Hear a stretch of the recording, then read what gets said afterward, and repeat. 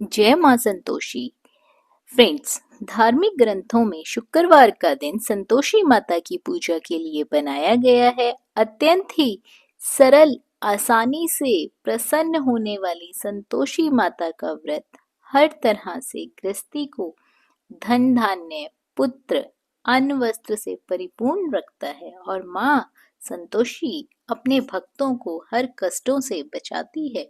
Friends, आप लोगों ने सुना होगा कि काफी लोग संतोषी माता का व्रत शुक्रवार के दिन करते हैं। शुक्रवार के दिन जो लोग भी व्रत रखते हैं, संतोषी माता का पूजा पाठ करते हैं, उन लोगों को पूजा पाठ के साथ साथ व्रत के पुण्य फलों की प्राप्ति के लिए संतोषी माता की संपूर्ण व्रत कथा जरूर सुननी चाहिए। जो मनुष्य व्रत के दिन कथा नहीं सुनता है, उसका व्रत अधूरा माना जाता है।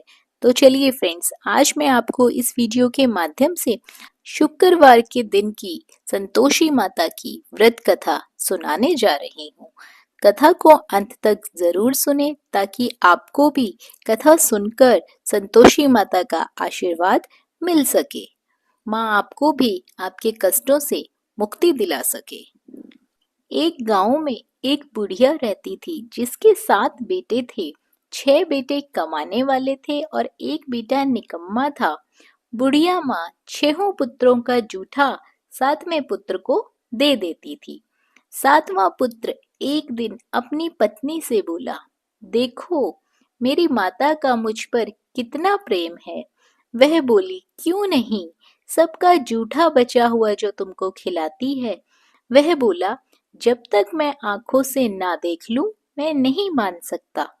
पत्नी ने हंसकर कहा, देख लोगे तब तो मानोगे।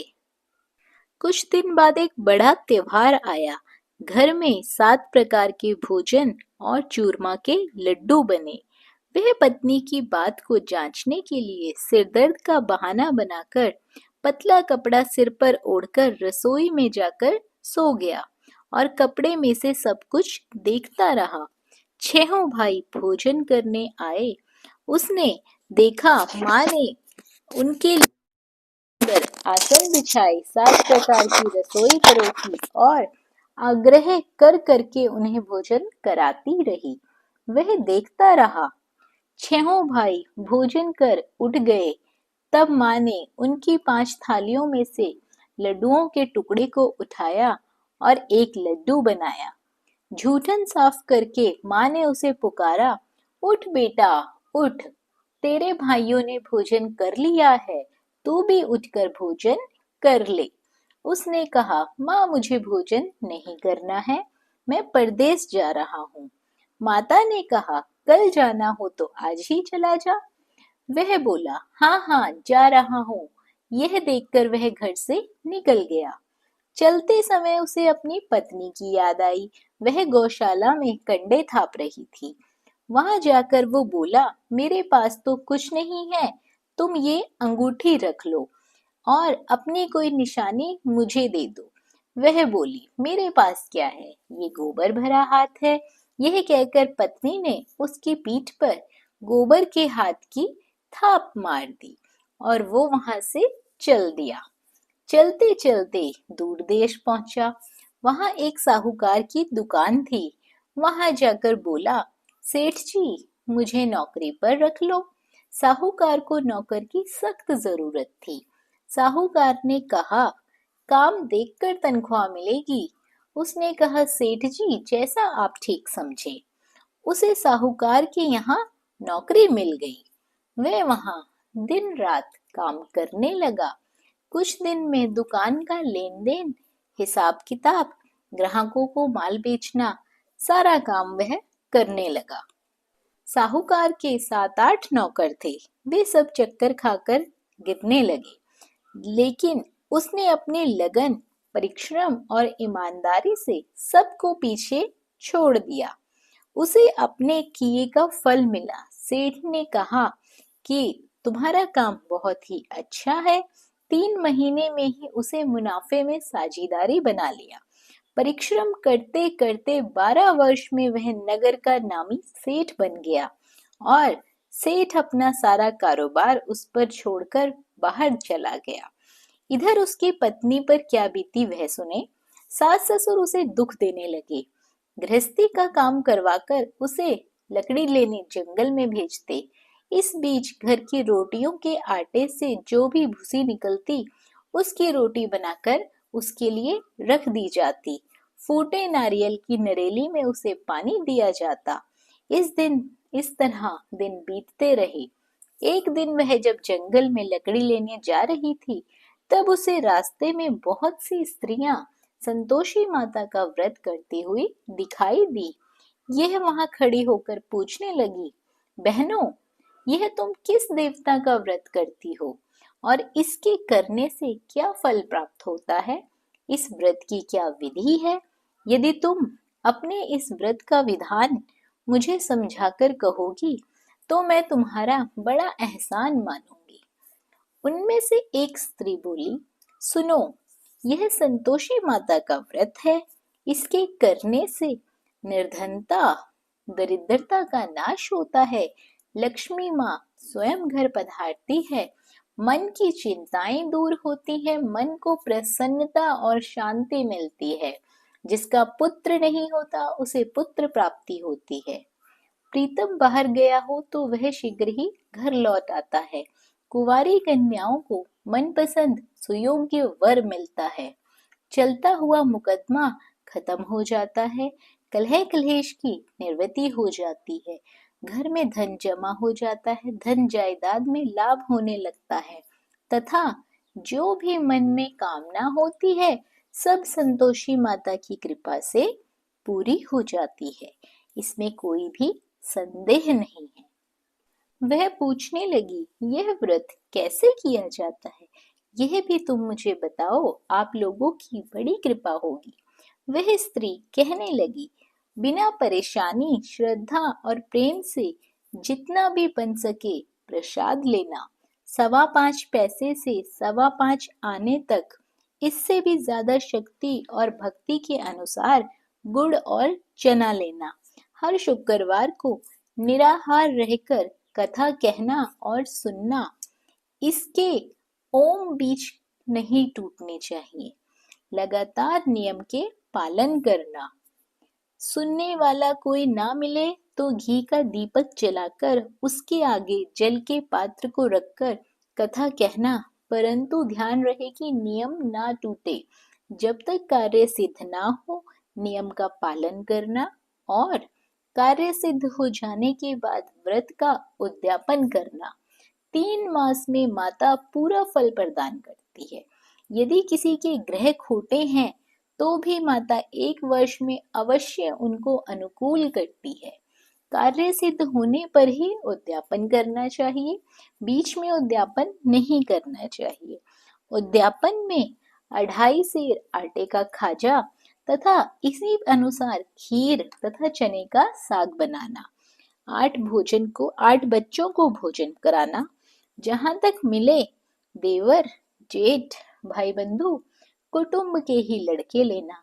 ना मिले तो रिश्तेदार और पड़ोसियों के लड़कों को बुलाकर उन्हें भोजन करवाना, यथाशक्ति दक्षिणा देना, माता का पूरा नियम करना। सखी ध्यान रखना, इस दिन खटाई बिल्कुल भी मत खाना। यह सुनकर वह वहां से चल दी। रास्ते में लकड़ी के बोझ को बेच दिया और उन पैसों से गुड़ चना लेकर माता के व्रत की तैयारी कर आगे चली। रास्ते में संतोषी माता के मंदिर में जाकर माता के चरणों में लौटने लगी, विनती करने लगी, हे माँ, मैं दीन हूँ, मैं निपट मूर्ख हूँ, व्रत के नियम कुछ नहीं जानती हूँ, मैं बहुत दुखी हूँ। हे माता, मैं तेरी शरण में आई हूँ, मेरे दुख दूर कर। माता को दया आई। एक शुक्रवार बीता कि दूसरे शुक्रवार को उसके पति का पत्र आया और तीसरे शुक्रवार को उसका भेजा हुआ पैसा भी आ पहुंचा। यह देखकर जेठानियां मुंह सिकोड़ने लगी। इतने दिनों बाद इतना पैसा आया, इससे क्या बढ़ाई है? लड़के ताने देने लगे, काकी के पास अब पत्र आने लगे हैं, रुपया आने लगा है। अब तो काकी की खातिरदारी बढ़ेगी, अब तो काकी बुलाने से भी नहीं बोलेगी। बेचारी सरलता से कहती है, भैया पत्र आए रुपया आए तो हम सबके लिए अच्छा है। ऐसा कहकर आंखों में आंसू भरकर संतोषी माता के मंदिर में जाकर बैठती है। मातेश्वरी के चरणों में गिरकर रोने लगती है। माँ, मैंने तुमसे पैसा नहीं मांगा, मुझे पैसे से क्या काम, मुझे तो अपने सुहाग से काम है। मैं तो अपने स्वामी के दर्शन और सेवा मांगती हूँ। तब माता ने प्रसन्न होकर कहा, जा बेटी, तेरा स्वामी जल्द ही आएगा। यह सुन खुशी से बावली होकर वह घर आकर काम करने लगी। संतोषी माँ विचार करने लगी, इस भोली पुत्री से मैंने कह तो दिया है कि तेरा पति शीघ्र आएगा, पर आएगा कहाँ से? वह तो इसे स्वप्न में भी याद नहीं करता। उसे इसकी याद दिलाने तो मुझे ही जाना पड़ेगा। संतोषी माता ने उस बुढ़िया के बेटे को स्वप्न में समझाया, पुत्र, तेरी घरवाली बहुत कष्ट उठा रही है। यह बोला, हाँ माता, यह तो मुझे भी मालूम है, परंतु क्या करूं, वहां कैसे जाऊं? परदेश की बात है, लेन देन का सारा हिसाब किताब है, कोई जाने का रास्ता ही नजर नहीं आता। आप ही कोई रास्ता दिखाएं कि मैं वहां कैसे जाऊं। माँ कहने लगी, सवेरे नहा धोकर संतोषी माता का नाम लेकर घी का दीपक जला दंडवत कर वहां दुकान पर जा बैठने लगा। देखते देखते तेरा लेन देन चुक जाएगा, जमा माल बिक जाएगा, सांझ होते होते धन का ढेर लग जाएगा। वह अगले दिन सुबह जल्दी उठा। उसने मित्र बंधुओं परिचितों से स्वप्न में माता द्वारा कही गई बात बताई। वे सब उसकी बात सुनकर उसकी खिल्ली उड़ाने लगे। वे कहने लगे कि कहीं सपने भी सच होते हैं। एक बूढ़ा व्यक्ति बहुत समझदार था। वह बोला, देखो भाई, मेरी बात मानो, इस तरह साच या झूठ कहने के बदले देवता ने जैसा कहा है वैसा ही करो, तेरा क्या जाता है। बूढ़े की बात मानकर नहा धोकर उसने संतोषी माता को प्रणाम किया, फिर घी का दीपक जलाकर दुकान पर जा बैठा। शाम तक धन का ढेर लग गया। वह हैरान हुआ, मन में संतोषी माता का नाम ले बहुत प्रसन्न हुआ। घर जाने के वास्ते उसने गहना कपड़ा सामान खरीदने लगा। सब काम से निपटने के बाद वह घर के लिए रवाना हुआ। उधर उसकी पत्नी जंगल में लकड़ी लेने गई। लौटते वक्त बहुत थक जाने के कारण संतोषी माता के मंदिर पर विश्राम करने बैठ गई। यह तो उसका रोज रुकने का स्थान था। धूल उड़ती हुई देख उसने माता से पूछा, हे माता, यह धूल कैसी उड़ रही है? माँ ने कहा, हे पुत्री, तेरा पति आ रहा है। अब तू ऐसा कर, लकड़ियों के 3 बोझ बना, एक नदी के किनारे रख, दूसरा मेरे मंदिर पर और तीसरा अपने सिर पर। तेरे पति को लकड़ी का गट्ठा देखकर मोह पैदा होगा। ये वहां रुकेगा, नाश्ता पानी बना खाकर माँ से मिलने जाएगा। तू लकड़ी का बोझ उठाकर जाना और बीच चौक में गड्ढा डालकर 3 आवाजें लगाना। लो सासू जी, लकड़ियों का गट्ठा लो, भूसे की रोटी दो, नारियल के खोपड़े में पानी दो। आज कौन मेहमान आया है? संतोषी माँ की बात सुनकर वह बहुत अच्छा माँ कहकर प्रसन्न मन से लकड़ियों के 3 बोझ बना लाई। एक नदी के तट पर, दूसरा माता के मंदिर पर रखकर इतने में ही मुसाफिर वहां आ पहुंचा। सूखी लकड़ियां देखकर उसको इच्छा हुई कि यहीं अभी विश्राम कर लेता हूँ, भोजन बना खा पी कर ही यहाँ से जाऊंगा। इस प्रकार भोजन कर विश्राम कर वह अपने गांव में आया। उसी समय बहू सिर पर लकड़ी का गट्ठा लेकर आई। उसने गट्ठे को आंगन में डाला और जोर से 3 आवाजें दी, लो सासू जी, लकड़ी का गट्ठा लो, भूसे की रोटी दो, नारियल के खोपड़े में पानी दो। आज कौन मेहमान आया है? यह सुनकर सास ने अपने दिए हुए कष्टों को भुलाने के लिए कहा, बहू, तू ऐसा क्यों कहती है?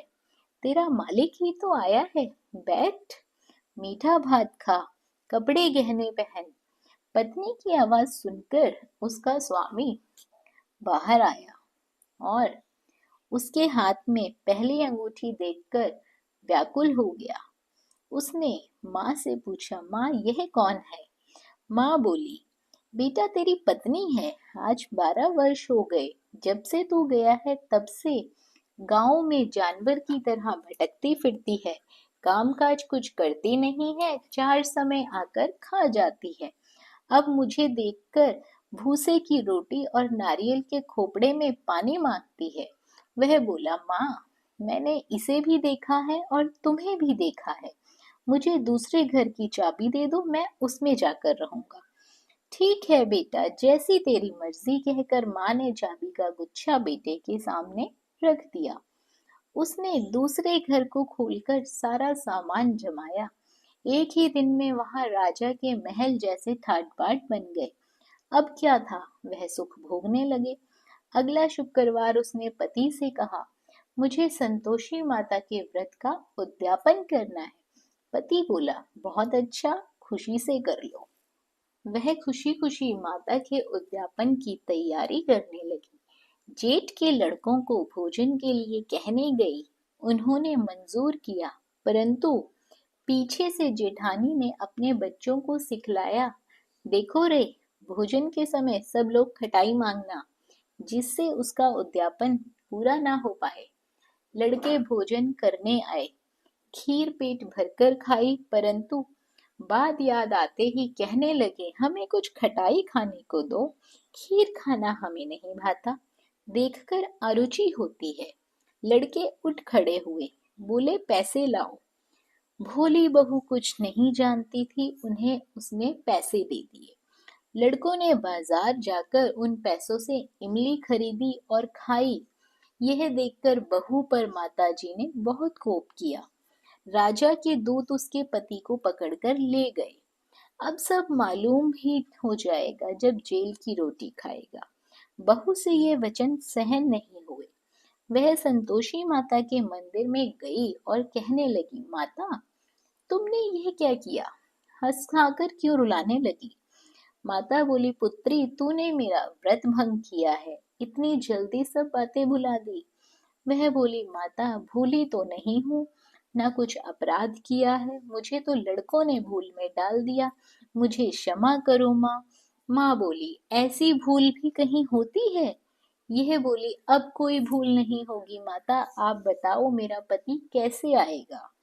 माँ बोली, पुत्री जा, तेरा पति तुझे रास्ते में आता मिलेगा। वह मंदिर से निकलकर बाहर आई तो रास्ते में उसे अपना पति आ दिखाई दिया। उसने पूछा, कहाँ गए थे? वह बोला, इतना धन जो कमाया है उसका कर राजा ने मांगा था, बस वही भरने गया था। वह प्रसन्न होकर बोली, भला हुआ, अब घर चलो। फिर अगला शुक्रवार आया। वह बोली, मुझे माता का उद्यापन करना है। पति ने कहा, ठीक है करो। वह फिर जेठ के लड़कों से भोजन को कहने गई। जेठानियों ने पहले की तरह ही लड़कों को सिखा दिया कि तुम पहले ही खटाई मांगना। लड़के भोजन करने बैठे, लेकिन भोजन करने से पहले ही कहने लगे, हमें खीर पूरी नहीं भाती, जी बिगड़ता है, कुछ खटाई खाने को दो। यह बोली, खटाई खाने को नहीं मिलेगी, खाना हो तो खाओ। उनके उठकर चले जाने के बाद उसने ब्राह्मणों के लड़के बुलाए, बुलवाकर उन्हें भोजन करवाया, दक्षिणा की जगह उन्हें एक एक फल दिया। इससे संतोषी माता बहुत प्रसन्न हो गई। माता की कृपा से 9 महीने बाद उसको चंद्रमा के समान एक सुंदर पुत्र की प्राप्ति हुई। पुत्र को लेकर वह प्रतिदिन संतोषी माता के मंदिर में जाने लगी। यह देखकर माँ ने सोचा कि यह रोज आती है, आज क्यों ना मैं ही इसके घर चलूं, इसका आसरा देखूं तो सही। यह विचार कर माता ने डरावना रूप बनाया। गुड़ और चने से सना मुख, ऊपर से मुंडम के समान ओंठ, उस पर मक्खियां भिन भिना रही थी। दहलीज में पैर रखते ही उसकी सास चिल्लाई, देखो रे, कोई चुड़ैल डाकिनी चली आ रही है लड़कों, इसे भगाओ नहीं तो सब खा जाएगी। बहू रोशनदान से देख रही थी। वह प्रसन्न हो उठी। आज मेरी माता मेरे घर आई है। यही कहकर दूध पीते बच्चे को उसने गोद से उतार दिया। इस पर उसको सास क्रोध में बोली, अरे रांड, इसे देखकर कैसी उतावली हुई है जो बच्चे को पटक दिया। इतने में माँ के प्रताप से जहाँ देखो वहाँ लड़के ही लड़के नजर आने लगे। यह बोली, माँ जी, मैं जिनका व्रत करती हूँ ये वही संतोषी माता है। इतना कहकर उसने झट से घर के सारे किवाड़ खोल दिए। सबने माता के चरण पकड़ लिए और विनती कर कहने लगे, हे माता, हम मूर्ख हैं, अज्ञानी हैं, तुम्हारे व्रत की विधि हम नहीं जानते। तुम्हारा व्रत भंग करके हमने बहुत बड़ा अपराध किया है।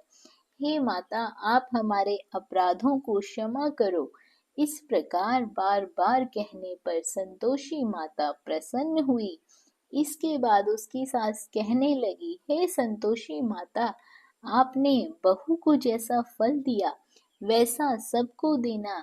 जो यह कथा सुने या पढ़े उसका मनोरथ पूर्ण हो, उसकी सारी मनोकामनाएं पूरी हो।